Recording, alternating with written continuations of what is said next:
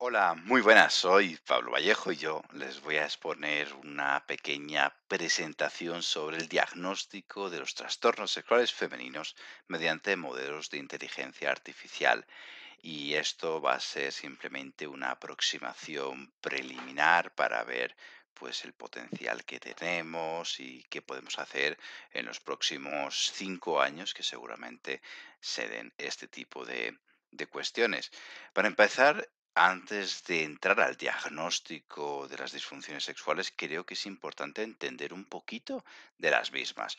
No es para nada sencillo. Aquí tengo una imagen que describe un poco el funcionamiento sexual clásico. Este no tiene nada que ver con el modelo tridimensional de Basón para las disfunciones sexuales femeninas, pero sí que están algunas bases como deseo, excitación, meseta, orgasmo y resolución, al cual le podemos añadir la satisfacción y más o menos tenemos el funcionamiento sexual tal y como lo entendemos hoy en día. Pero tenemos algún tipo de preguntas siempre asociadas.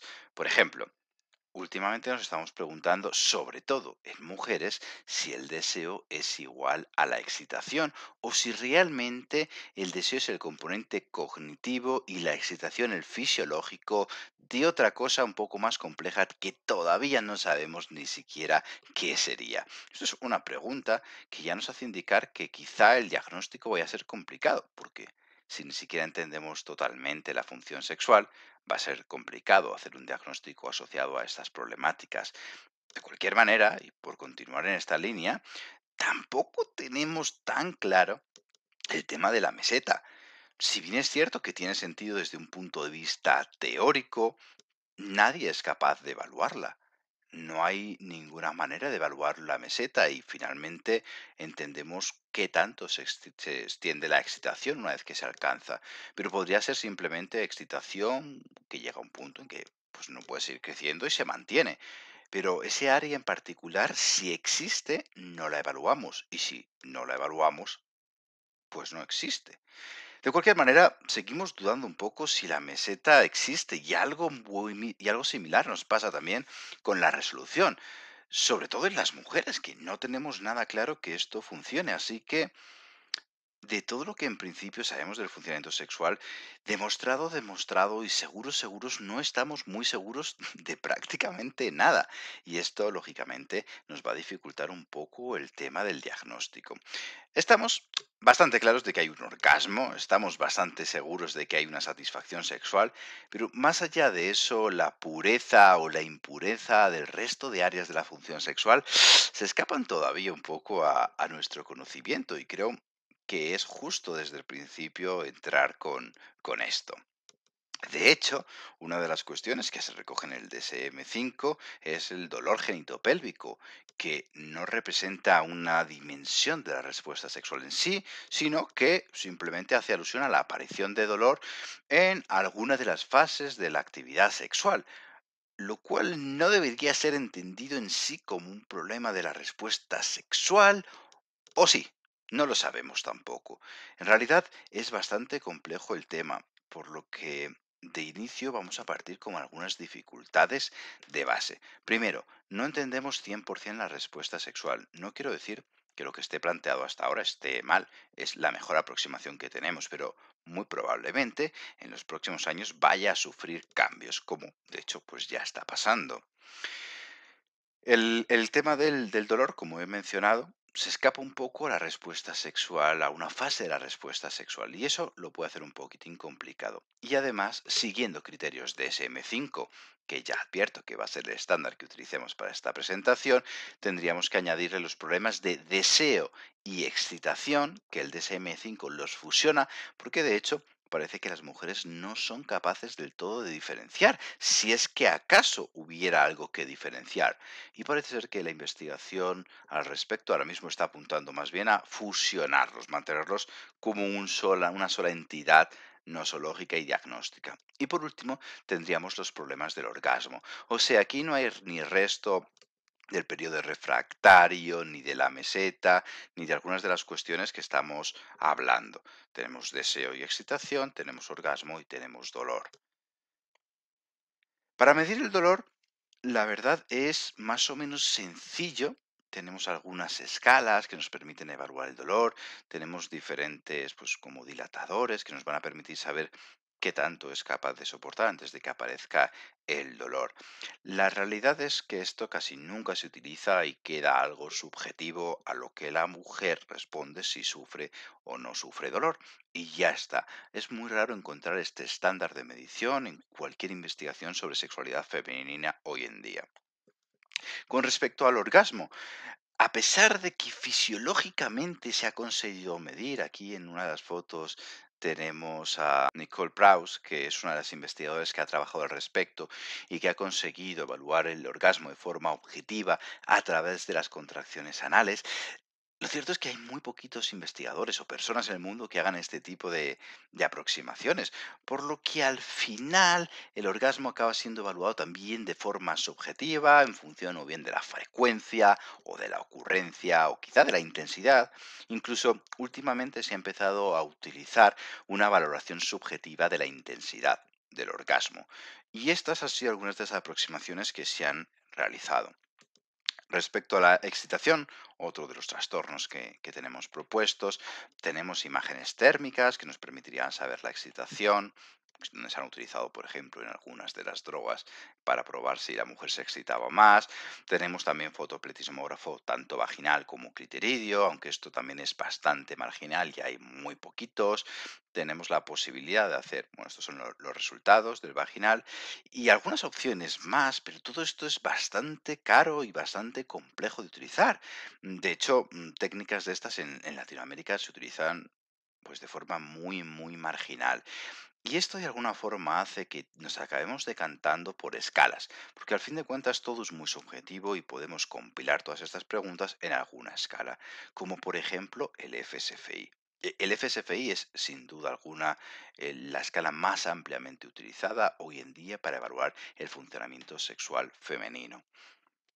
Se utiliza prácticamente para todo, para evaluar la eficacia del flibanserin, que es el mal llamado Viagra femenino, para mirar la eficacia del láser, temas de coronavirus, el FSFI, para cuestiones del chocolate, el FSFI, que queremos hacer algo de BDSM, FSFI. O sea, realmente todo lo relacionado con salud sexual, asociada al funcionamiento, lógicamente, de las mujeres, tiene que pasar por el FSFI. De hecho, es el golden standard y se considera así. Ahí tiene más de 1000 citas en poco más de 20 años. Y de hecho, el FDA, lo que es la asociación americana más importante de drogas y de alimentos, considera el FSFI como el estándar. Es decir, a pesar de que tiene limitaciones, y ahora vamos a hablar de ellas, es el gran estándar. Algunas de las limitaciones están asociadas al punto de corte que tiene. Ya sabéis que de forma internacional 26 marca el punto de corte. De 26 hacia abajo la mujer tiene problemas de funcionamiento sexual, de 26 para arriba, o sea, 27 más bien para arriba, incluido el 27, no tiene problemas sexuales. Esto tiene algún pequeño problema y es que tiene una buena área por debajo de la curva, pero solo diagnostica correctamente al 70% de las mujeres con problemas sexuales. Esto quiere decir que casi una de cada tres mujeres está siendo mal identificada con estos estándares del FSFI. Imagínense, por hacer una analogía, ahora que estamos con el COVID, que tuviéramos una prueba de COVID que se equivocara una de cada tres veces. Nadie la compraría, nadie la utilizaría. Es cierto que esto es un poco un poco diferente y que aceptamos esto como un nivel de precisión aceptable, ¿vale? Yo creo que está ahí al límite de lo tolerable. En Colombia, de donde vengo yo, bueno, de donde vengo yo, en realidad, donde trabajo yo, donde me desempeño, porque soy de España, en la Fundación Universitaria Conrad Lorenz, hicimos un estudio que también hemos publicado y encontramos resultados muy similares. Nosotros encontramos una precisión del 74%, prácticamente con una área por debajo de la curva del 85,9%. Estos resultados son muy similares y están en línea también con otros resultados de otros países que se mueven en torno al 71 o el 67%. Quiere decir que está en unos rangos mejorables, ¿no? Yo creo que esto hay que mirarlo desde un punto de vista positivo, que tenemos espacio todavía para mejorar. Además, tenemos la cuestión del, bueno, del dolor y sobre todo la importancia de que estos problemas te generen malestar, te generen lo que en inglés se llama el sexual distress, ese malestar que queda totalmente alejado del FSFI. En ningún momento el FSFI recoge estos componentes de malestar. Tú puedes tener problemas para conseguir orgasmo, pero si eso a ti no te afecta en absoluto, no debería de ser un problema. De hecho, el resto de diagnósticos, no os voy a mostrar todo, también cuentan con esta etiqueta. Así que nos preguntamos si hay algo para evaluar el distrés sexual. Y tenemos el Female Sexual Distress Scale, que es una escala que se ha utilizado un poquito menos, ¿vale? Hay menos información al respecto. En Colombia también hemos trabajado con ella y de hecho vemos en esta correlación que el FSFI con el distrés correlacionan bastante, de forma negativa, como era de esperar, al punto 7, al punto 70. Quiere decir que todavía hay algo ahí que no se relaciona y de hecho ahora volveremos a esta gráfica para entenderla un poco mejor cuando nos haga falta. De hecho, cuando ponemos la interacción entre el FSFI y el distrés, la interacción no es significativa. Voy a poner aquí el láser. No es significativa. De hecho, el FSFI, cuando está dentro de la interacción, no es el mejor predictor posible para el diagnóstico. Y el distrés se convierte en un mejor predictor de forma significativa. Cuando los pongo por separado, ambos predicen correctamente. Pero en interacción, quizá el distrés está explicando un poquito más. De hecho, el distrés también tiene su propio punto de corte y llega a evaluar correctamente al 81,7%. Estos ya son valores que están indicando lo que veíamos en la regresión anterior, que quizá en la escala de distrés, que además tiene 12 ítems, si yo no estoy mal, evalúa o es capaz de coincidir más con respecto al diagnóstico siguiendo criterios de SM5 que su homólogo el FSFI. O sea, este componente de malestar, de distrés, es más importante que el de funcionamiento sexual. Pero no vamos a llegar solo hasta aquí, sino que esto es una cuestión de inteligencia artificial y vamos a llegar a ello poco a poco. Para recapitular un poquito, el FSFI en Colombia diagnostica correctamente al 77% de las mujeres. ¿Vale? Antes solo estaba hablando de mujeres que tenían problemas y las diagnosticaba correctamente. Ahora tengo en cuenta ambos, falsos negativos y los positivos, todo. ¿Vale? Entonces el 77% diagnostica correctamente. Si utilizamos el Female Sexual Distress Scale, este aumenta al 83%. Si cogemos la interacción entre ambos, que ya habíamos visto que no era significativo y por tanto este ligero incremento de apenas un 2% podría deberse al azar, pero de cualquier forma, pues lo muestro porque además esto es una investigación bastante preliminar, nos estarían indicando que quizá el FSFI y el distrés puedan trabajar de forma conjunta y mejorar. Quizá no de forma tan lineal como estoy presentando ahora mismo. Esta es la escala del sexual distress, por si no la conocen y le quieren echar un ojo, aquí la tienen, pueden pausar el vídeo cuando quieran y continuar. Y esto sería, pues, lo que se recomienda más o menos ahora, ¿de acuerdo? Pero hay que tener algo en cuenta. Y vuelvo a esta imagen que presenté hace unos instantes, y es que la mayoría de mujeres que no tienen problemas sexual tampoco tienen problemas de malestar sexual, de distrés, y las que tienen problemas de funcionamiento sexual también tienen problemas de distrés. Pero hay unos cuadraditos que aquí he marcado de mujeres que tienen un buen funcionamiento sexual, pero un mal distrés o tienen mucho malestar, y mujeres que no tienen prácticamente distrés, pero sí tienen problemas sexuales. Estas mujeres de aquí son las que están haciéndonos de alguna forma ruido, las que no encajan en nuestro modelo. ¿Por qué estas mujeres no encajan en nuestro modelo? ¿Qué tienen de particular? ¿Qué podemos encontrar aquí? ¿Será que hay algún tipo de algoritmo que sea capaz de encontrar una tendencia diferencial y cogernos una serie de mujeres e interpretarlas de forma clásica y estas mujeres interpretarlas de una forma diferente? ¿Es esto posible? Tendríamos que tener un montón de puntos de corte para diferenciar entonces una mujer que realmente tenga los criterios de diagnóstico y otras que no. Imagínense, para hacer un pequeño ejemplo, el FSFI oscila de 0 a 36 y el de distrés oscila de 0 a 48. Necesitaríamos tener al menos 1.728 mujeres para que haya una sola mujer en cada una de las posibilidades, suponiendo que tuviéramos la enorme suerte de que ninguna repitiera puntuaciones. Más además, necesitaríamos 30 que no tuvieran problemas de diagnosticados y 30 que sí por cada una de las categorías, por lo que necesitaríamos 100.000 mujeres, 50.000 de ellas diagnosticadas con problemas sexuales. Es virtualmente imposible y además tendríamos tal cantidad de información que no podríamos trabajar de una forma clásica. No habría esa forma de conseguir un punto de corte personalizado para cada una de las mujeres. Sería absolutamente imposible.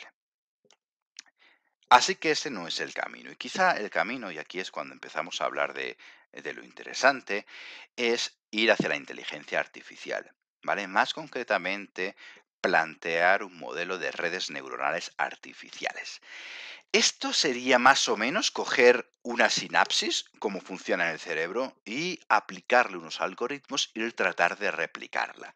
Yo sé que esto suena un poco a ciencia ficción, pero en realidad lo que estamos generando es una función a la mínima del omega, varias, de hecho muchas, hasta que itere, que dé una especie de sumatoria total y, al igual que en una sinapsis, si se depolariza o no se depolariza, la señal continúa o no continúa. Esto es más o menos lo mismo, ¿vale? Tendríamos una entrada, un botón presináptico donde entra el input. En nuestro caso, el input va a ser la información del FSFI y del Female Sexual Distress Scale. Van a ser como dos entradas, pensemos en neurotransmisores. En función de las puntuaciones que dan, estarán dando más o menos neurotransmisores. Estas van a entrar y en función de si la cantidad es suficiente o no, se va a depolarizar la membrana y va a pasar el estímulo hacia la siguiente, hacia el botón postsináptico y pasar a la siguiente neurona. Esto es más o menos lo mismo, lo que pasa es que lo utilizamos con ecuaciones. Es decir, tendríamos el FSFI y el distrés de entrada, tendríamos la serie de pesos sinápticos que son omegas a la mínima, funciones del omega a la mínima, hasta que iteren y consigan funcionar bien, que se van a agrupar en una especie de unión sumadora que va a dar un resultado y se activará el resultado o no se activará, igual que una sinapsis, es de todo o nada, o pasa o no pasa. Y ese resultado, esa salida, ese output, va a ser un diagnóstico, va a ser simplemente un sí o un no. Y esto es realmente lo que podemos plantear. Esto es un poquitín más complejo, lógicamente, pero no tengo mucho tiempo de entrar en profundidad en estas cuestiones. Si alguien lo quiere, pues, debatir o hablar, siéntase libre de contactar conmigo sin ningún tipo de problema. Este fue el primer intento de red neuronal que tuvimos. Aquí creo que tengo, bueno, no sé, 1, 2, 3, 4, 5, tienden de ser 15 eh, neuronas latentes, 15 variables ocultas, escondidas, a partir de del input del FSFI y del input de distress, nos va a dar un diagnóstico. Este de aquí fue el primer inicio muy preliminar que nos daba un error estimado en la clasificación de un 11%. Esto no quiere decir que la red neuronal está funcionando con un error con una precisión del 89%, sino que era un estimado. Una de las cosas importantes en este tipo de modelos es tener una base de entrenamiento. Con esa base de entrenamiento tú le enseñas a la red neuronal y ella debería ser capaz de extrapolar ese aprendizaje a una base de datos de testing, lo que es el testing pool. Pero en este caso no tenemos tanto tamaño muestra, al menos en estos pasos iniciales que os estoy mostrando ahora mismo. Por lo que esto es lo que la propia red estima que se equivocaría si le mandáramos otros datos parecidos, pero no es más que una estimación, no sabemos realmente qué es lo que está pasando. La red fue evolucionando un poco con el tiempo y le fuimos bajando el error hasta un 6%. Siempre estamos hablando de cuestiones estimadas, no son datos reales, hasta que llegamos al día de hoy realmente, porque es cuando he hecho la última red neuronal, que tenemos una base de datos de 160 mujeres, algunas de ellas diagnosticadas, otras no diagnosticadas, que ya nos permiten hacer, aunque de una forma muy, muy, muy preliminar, las primeras redes con una base de prueba y luego una de texto para ver si está funcionando correctamente. Y esto es completamente importante, ¿vale? Realmente necesitaríamos mucha más muestra. Yo creo que la red neuronal se mostrará estable cuando tengamos 400 mujeres dándole la información que tiene. Esto aspira a ser un proyecto financiable, lógicamente, estamos haciendo pilotos, pruebas, viendo la viabilidad de que esto funcione, pero en la actualidad tenemos esta red neuronal, que es de 8 neuronas escondidas y nos da un diagnóstico. Esto es hasta ahora lo que mejor está funcionándonos, ¿vale? Y aquí sí que la entrenamos con 100 mujeres y dejamos las otras 60 para comprobar cómo funciona de bien o de mal, que tanto se está equivocando. Antes de enseñar los resultados y que entremos en la euforia o en la depresión, que tiene que quedar muy claro que esto es absolutamente preliminar, que esas 60 mujeres pueden cambiar perfectamente en otra vez y equivocarse, y que finalmente cuanto más grande es la red de entrenamiento, la base de datos de entrenamiento, perdón, más entrenada va a estar nuestra red neuronal y mejor va a funcionar. De hecho, cuando yo cojo un 25% de muestras para entrenamiento y un 75% para test, funciona terriblemente mal. Cuando invierto estos porcentajes y la entreno con una muestra más grande, aunque muy humilde todavía, de 100 mujeres, y la testeo sobre 60, los resultados cambian y mejoran un poquito más, ¿de acuerdo? Estos son los resultados que obtenemos con esta red neuronal. Fijaros que tenemos un 89% de diagnóstico correcto. Esto sería más o menos hasta ahora lo que mejor está funcionando. Tendríamos 2 mujeres que sí que tienen problemas realmente y que la red de neuronas nos dice que en realidad no tienen, o sea, estamos teniendo bastante buen comportamiento en estos indicadores de falsos negativos, que te está diciendo que es negativo, pero en realidad no lo es, y que está diciendo que no tiene problemas, pero nuestra red dice que sí, un 5. O sea, en total tenemos 7 errores, es un 89%, es un muy buen comportamiento. Hasta ahora esto solo nos estaría indicando que esto tiene futuro. Probablemente si tuviéramos pues, otras 60 mujeres diferentes, estos datos cambiarían bastante, porque no es una matriz estable para nada. Entonces, reincido, muy preliminar todo. De cualquier manera, no podemos olvidarnos de que con el FSFI tenemos un 77% de clasificación correcta y con estos modelos de inteligencia artificial nos estamos acercando ya al 90%, lo cual es un éxito y seguramente no podamos crecer mucho más. Lo que ahora importa sería conseguir el mayor número de muestra posible, entrenar bien a la red neuronal y lo que seguiría sería crear un Shiny, que es